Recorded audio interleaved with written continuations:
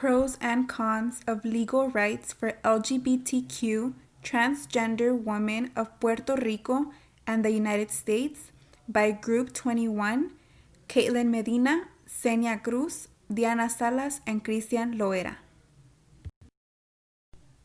Purpose of our research. The purpose of our research is to find out why our society in the United States, including Puerto Rico, have inequality, racism, and discrimination towards women and the transgender group. As a group, we are going to be discussing current political issues, protesting laws, hate crime, past events, social media influences, and sexuality that have a negative effect on women and transgender legal rights. Particularly, we are going to focus on women, transgender, and the LGBT plus community of Puerto Rico. Are Puerto Ricans American citizens? Puerto Ricans have been granted 3 different types of U.S. citizenship over the years, but questions remain about their rights and equal treatment as citizens. So the history of this is that the island of Puerto Rico was a Spanish colony over 400 years ago, and it happened to participate in the Spanish-American War in 1898. Here, America decided it wanted military bases in the Caribbean Pacific, but they kicked out the Spanish group of Puerto Rico, Cuba, Guam, and in the Philippines in that year. So what happened was the United States has annexed Puerto Rico during this time, but then also brought them back as a territorial state, being a part of the United States.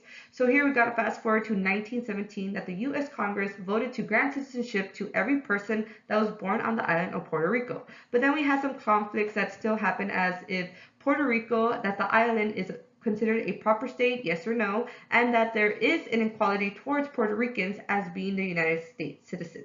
So here, how does a minority group, such as a woman, transgender, the LGBT group, falls in between the rights of a normal U.S. citizen versus the rights they have as a Puerto Rican? And why aren't Americans helping out Puerto Rico in their civil rights?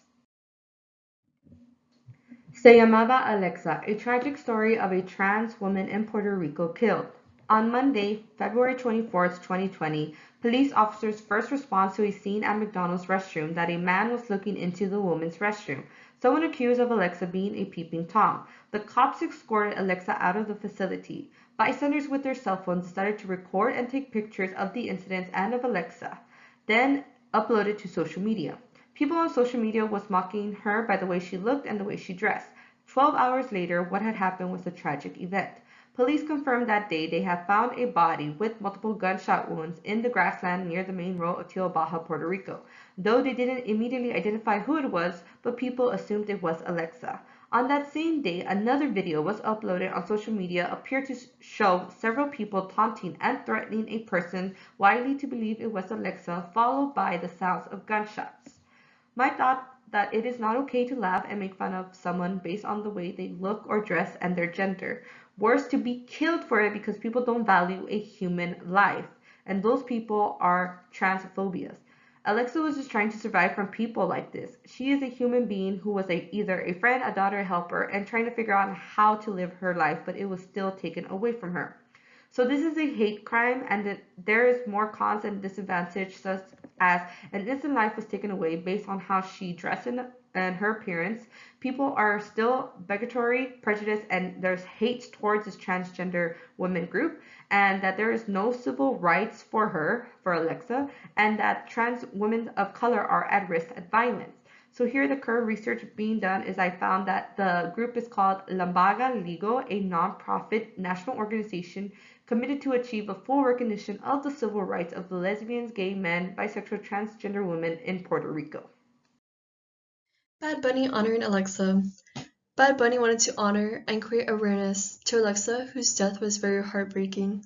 So one night, when he was on Jimmy Fallon's show, he sang Yo Perreo Sola, which he dedicated to her, and wore a skirt and a shirt that said Mataron a Alexa, no a un hombre con falda, which translates to They killed Alexa, not a man in a skirt.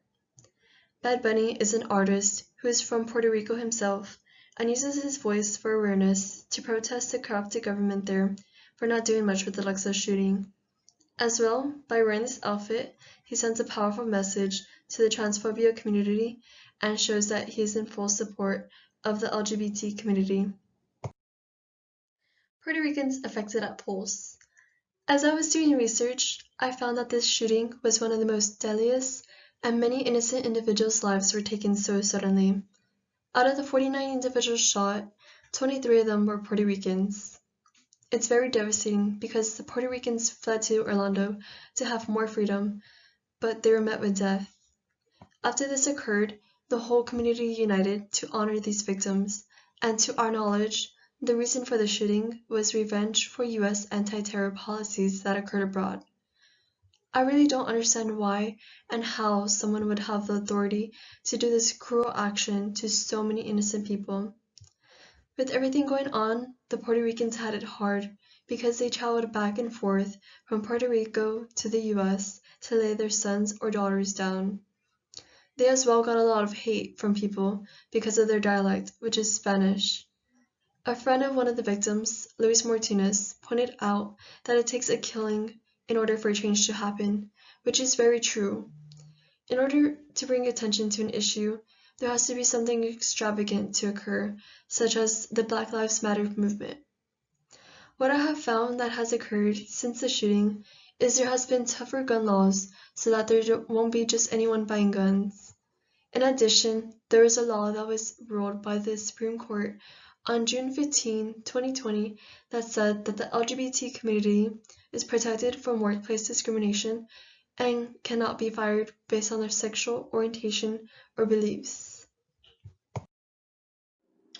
Whether it be with the help of social media/social influencers, the lyrics in today's music, or the movies and ads portrayed throughout theaters, the ideology used to exploit and manipulate women refers to the concept that sex sells, by using sex to sell everything.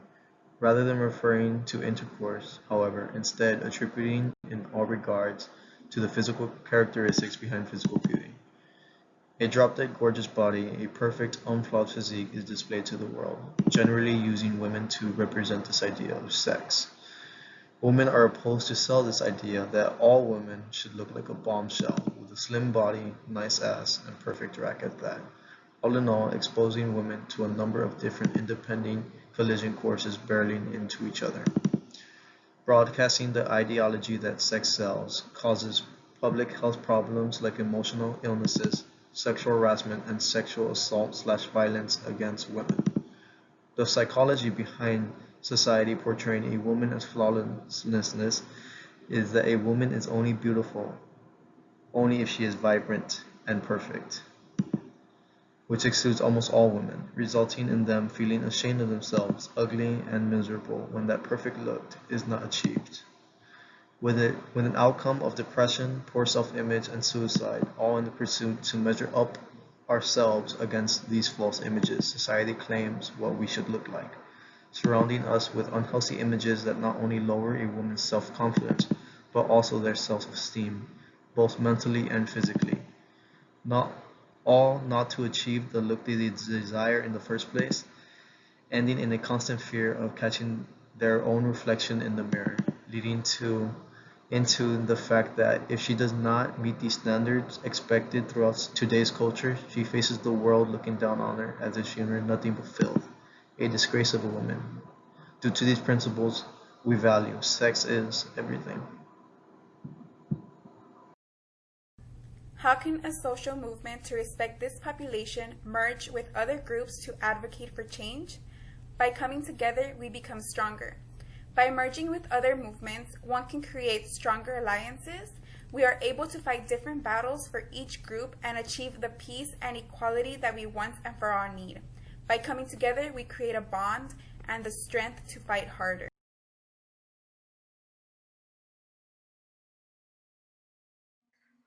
What can we do as a society to educate people that we are all human beings? We need to get involved, speak out, and grow your mindset. Help us stand against what's wrong for the right. And 2020 has been a wake-up call. We have protesters and groups fighting for all equalities in America. The story of Alexa, she was a human being just trying to live her life. She didn't deserve to be killed on her appearance. As a community, we need to change what others seem to slip or cover up in their wrongdoing. We need to remind and educate society that we will not let that stuff happen no longer. Society needs a social movement to fight for justice, change our leaders in our community about what is the right thing to do, and protect every human life. Why is this an important issue in our society and in the world? Today we see discrimination and health issues arise all over the world. These individuals are human beings and are unfortunately being discriminated for who they are or who they become. This is an important topic because a lot of the LGBT community go through health issues such as depression, substance abuse, and even at times suicide because they feel like they don't fit in. How can a social movement to respect this population merge with other groups to advocate for change? By coming together, we become stronger. By merging with other movements, one can create stronger alliances. We are able to fight different battles for each group and achieve the peace and equality that we want and for our need. By coming together, we create a bond and the strength to fight harder. Unless you are born with a genetic gift of perfection given to you by the Greek goddess Aphrodite herself, physical beauty is something you are used to. Chances are you are your own worst enemy, suffering from your own self-inflicted wounds of depression and self-pity, thinking you're not as pretty as others and constantly comparing yourself to those around you.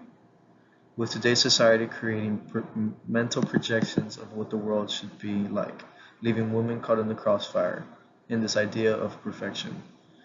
Whether they're not pretty enough, skinny enough, or good enough in bed, women destroy their self-confidence because of these heights are unachievable. Furthermore, in our culture, we believe that if the woman's doing it in the first place, it's her fault she's in the situation she is in, so we initially point the finger at the one person actually suffering in this predicament. When on the contrary, the individual at hand is none other than the victim. Therefore, it is overlooked when the one being dominated is a woman alongside her suffering. This concluded our reflection of our research project on the pros and cons of the legal rights for LGBTQ transgender women of Puerto Rico and the United States. Hope you enjoyed our presentation. Please help our community by staying at home, wearing a mask, and practicing social distancing. Thank you and be safe. Sincerely from Group 21 members.